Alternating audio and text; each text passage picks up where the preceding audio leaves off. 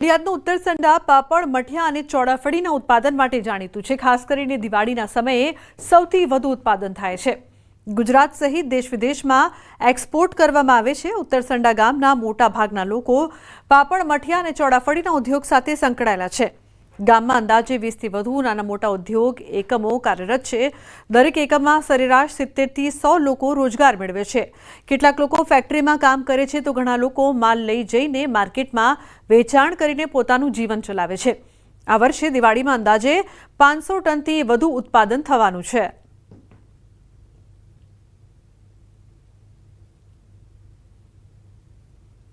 UK, Australia, Canada, New Zealand, African countries છે, પછી European countries છે।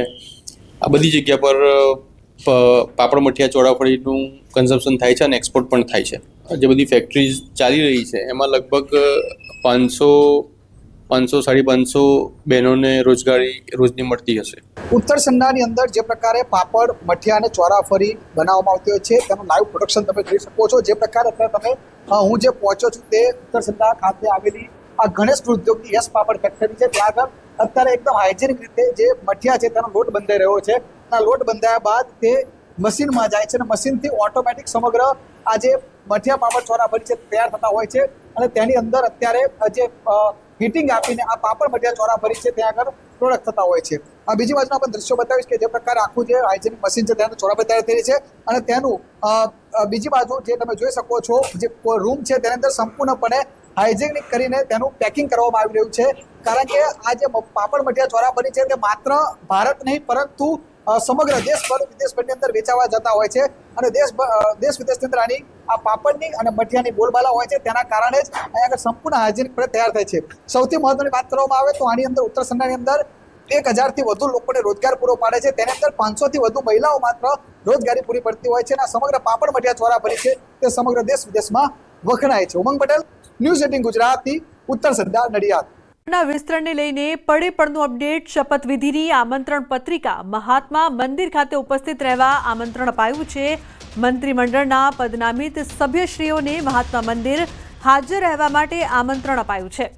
તો મંત્રીમંડળના વિસ્તરણને લઈને પડનું અપડેટ અમે આપ સુધી પહોંચાડી રહ્યા છે। ન્યૂઝ 18 ગુજરાતી આપણે તમામ માહિતી આપી રહ્યું છે। શપથવિધિની આમંત્રણ પત્રિકા છે તે જોવા મળી રહી છે। મંત્રીમંડળના વિસ્તરણને લઈને જે પ્રકારથી હાલ ચર્ચાઓ થઈ રહી છે, ઉલ્લેખનીય છે કે પદ નિમિત્ત સભ્યશ્રીઓને મહાત્મા મંદિર હાજર રહેવા માટે આમંત્રણ આપવામાં આવ્યું છે।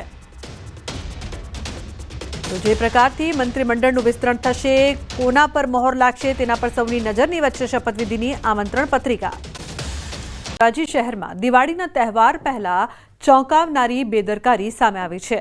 જામકંડોરણા રોડ પર આવેલી માધવ ગૌશાળામાં લાયસન્સ વિના જ કરોડો રૂપિયાના ફટાકડાનું વેચાણ ચાલી રહ્યું હતું। પ્રમુખે ખુદ કેમેરા સામે સ્વીકાર્યું કે જો કંઈ બનશે તો જવાબદારી અમારી। આ નિવેદનથી તંત્રની ભૂમિકા પર સવાલો ઊભા થયા છે। આટલા મોટા પાયે જ્વલનશીલ પદાર્થોનું ગેરકાયદેસર વેચાણ ચાલી રહ્યું હોવા છતાં સ્થાનિક તંત્ર ચૂપ રહ્યું। લાયસન્સ ફક્ત 2 દિવસ પહેલા મળ્યું હોવાની સ્વીકારથી સ્પષ્ટ છે કે 4 દિવસ સુધી આ જોખમી વેપાર કાયદા વિના ચાલ્યો હતો। ગૌ સેવાના નામે લોકોના જીવ સાથે ખેલવાડના આ મામલે તાત્કાલિક કાયદેસર પગલાં લેવાની માંગ ઉઠી છે।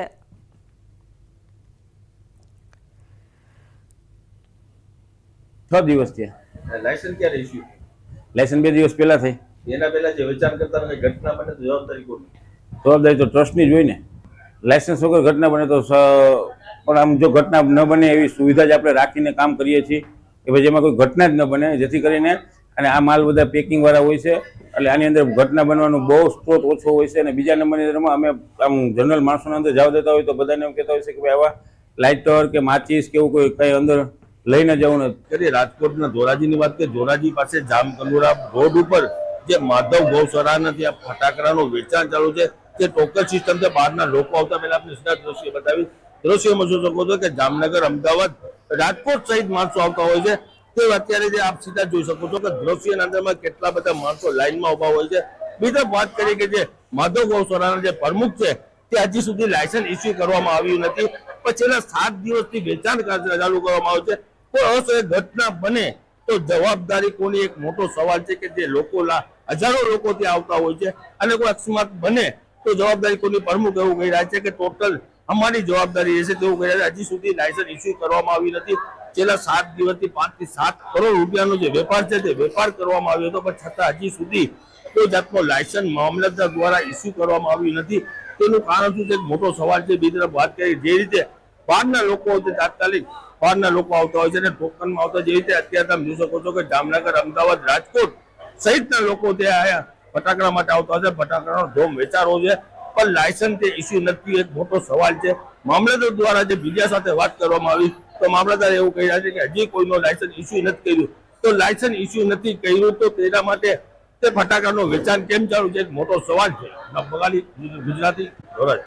રાજકોટના સરકારી દવાના ગોડાઉનમાં પાણી ભરાતા કરોડો રૂપિયાની દવાઓ બગડવાની ઘટનામાં આરોગ્ય વિભાગે સ્ટોર મેનેજરને સસ્પેન્ડ કર્યો છે અને અન્ય 6 કર્મચારીઓની હકાલપટ્ટી કરવામાં આવી છે. હવે છૂટા કરાયેલા કર્મચારી મહેન્દ્ર બગડાએ તપાસને લઈને ગંભીર આક્ષેપ કર્યા છે. આરોપ છે કે તપાસ માટે આવેલી ટીમે માત્ર ઢોંગ કર્યા, મુખ્ય જવાબદાર અધિકારીઓને બચાવવામાં આવ્યા છે. કર્મચારીનો આરોપ છે કે ગોડાઉનમાં દવા રાખવા માટે પૂરતી જગ્યા નથી, છતાં સતત 5-6 ટ્રક દવા મોકલવામાં આવે છે. સ્ટોરેજ છે, પણ લાઇટ જતા જનરેટર ગ્રાન્ટના ભાવે ચાલુ થઈ શકતું નથી, જેના કારણે દવાઓ પણ બગડે છે.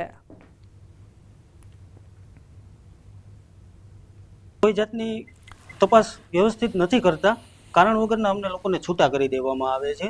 તપાસના નામે ગાંધીનગરની ટીમ ખાલી ઢોંગ કરે છે. એમ જ એ બધું કરી અને આવી રીતે કોન્ટ્રાક્ટ બેઝને છૂટા કરે. ઝાઝી ક્વોન્ટિટીમાં આવી જાય છે અચાનક. એકારે 8-8 ગાડીઓ મોકલી દે છે, પણ ગાંધીનગરવાળાને ખબર હોય છે કે અહીંયા માલ સમય એમ નથી, તો પણ આ લોકો મોકલે છે. અંદર -2 થી 8નું કોલ્ડ સ્ટોરેજ છે. હવે જે તે સમયે લાઇટ જાય તો જનરેટર ઉપર એક કોલ્ડ સ્ટોરેજ હાલતું હોય છે, પણ ડેપોના ખાતામાં ગ્રાન્ટ ઉપરથી રિક્યુબ નથી કરતા છેલ્લા 1.5 વર્ષ થયા, એટલે એ જનરેટરનો ઉપયોગ થતો નથી. હવે લાઇટ વહી જાય અને -2 થી 8ની દવાઓ છે એ બધી ખરાબ થઈ જાય છે, પણ તોય આ લોકોને રજૂઆત કરે છે ડેપો મેનેજર, તોય ધ્યાને લેતા નથી. ભૂલ છે એમાં, જે કારણ છે એમાં એ લોકોની ભૂલ છે, બેદરકારી એ લોકોની છે, વડી કચેરીની. સંઘના ગોડાઉન ખાતે ખાતર પહોંચતા ખેડૂતોની કતારો લાગી. વાવેતર સમયે ખાતરની અછતના કારણે ખેડૂતો લાઈનો લગાવવા મજબૂર બન્યા છે.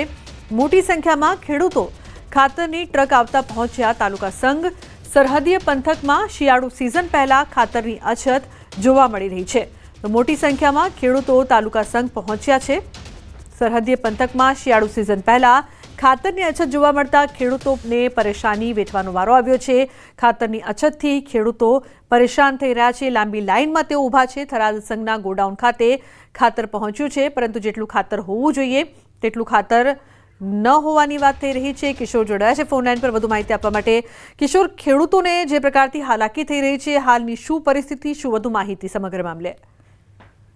ચોક્કસથી લુબના, જે વાવ થરાદ જિલ્લાની અંદર વહેલી સવારથી જ જે થરાદ સંઘના ગોડાઉન છે ત્યાં ખેડૂતોની કતારો લાગી રહી છે. દિવાળીના સમયે જ ખેડૂતોને ખાતર માટે લાઇનમાં ઉભા રહેવા માટે મજબૂર બન્યા છે. મહત્વની વાત તો એ છે કે મોટી સંખ્યામાં ખેડૂતોને ખાતર ટ્રક આવતા જ ખેડૂતો તાલુકા સંઘે પહોંચ્યા હતા, પરંતુ અનેક એવા ખેડૂતો હતા તેમને વિલા મોડે પરત ફરવું પડી રહ્યું છે, કારણ કે નવો જિલ્લો તો જાહેર થયો છે, પરંતુ જેટલા ખાતરની ખેડૂતોને જરૂર છે તેટલું ખાતર ન મળતા અત્યારે તો ખેડૂતોમાં પણ રોષ જોવા મળી રહ્યો છે. લુબના. જી બિલકુલ કિશોર, આભાર સમગ્ર માહિતી બદલ.